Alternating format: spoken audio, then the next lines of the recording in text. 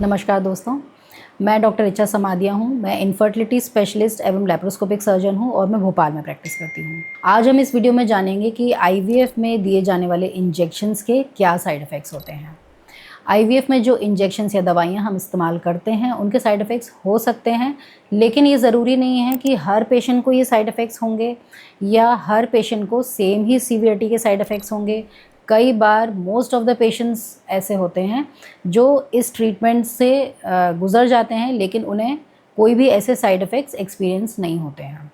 तो ये person to person very करता है।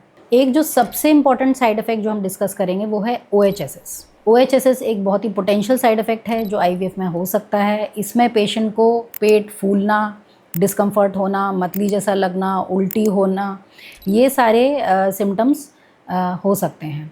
लेकिन OHSS आज की डेट में बहुत ही रेयर है, क्योंकि आजकल हम जिस प्रोटोकॉल के साथ आईवीएफ ट्रीटमेंट स्टार्ट करते हैं और जो ट्रिगर दिए जाते हैं वो सब इतने सेफ़ होते हैं कि आजकल OHSS बहुत ही रेयरली देखा जाता है। इसके अलावा क्योंकि आईवीएफ में जो इंजेक्शंस दिए जाते हैं तो इंजेक्शन साइट रिएक्शन होती हैं, क्योंकि जो आईवीएफ में हम गोनाडोट्रोफिन्स देते हैं वो इंजेक्शंस के फॉर्म में देते हैं।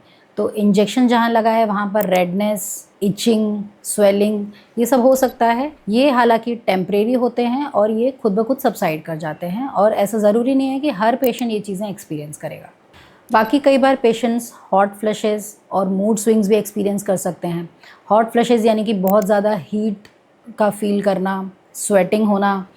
ये हॉट फ्लशेस और मूड स्विंग्स जो हम हार्मोन्स देते हैं, FSH, LH, गोनाडोट्रोफिन्स जो दिए जाते हैं, उस वजह से कुछ पेशेंट्स एक्सपीरियंस कर सकते हैं, और ये भी टेम्परेरी ही होते हैं। कुछ पेशेंट्स जो हैं ब्रेस्ट टेंडरनेस या स्वेलिंग एक्सपीरियंस कर सकते हैं।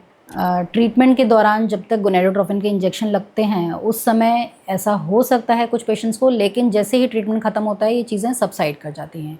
कई पेशेंट्स को एक्सेसिव वाइट डिस्चार्ज होता है ड्यूरिंग ट्रीटमेंट। अगर इस डिस्चार्ज में कोई फाउल स्मेल नहीं है, यानी कि बदबू नहीं है, कोई खुजली नहीं है, तो ये नॉर्मल वाइट डिस्चार्ज भी जो हम गोनाडोट्रोफिन के इंजेक्शंस दे रहे हैं उसकी वजह से जो म्यूकस प्रोडक्शन हो रहा है उस वजह से होता है। तो इसमें भी आपको यदि इचिंग नहीं है, बदबू नहीं है, तो घबराने की ज़रूरत नहीं है। कुछ मरीज़ जो हैं हेडेक भी एक्सपीरियंस कर सकते हैं इन इंजेक्शंस के द्वारा।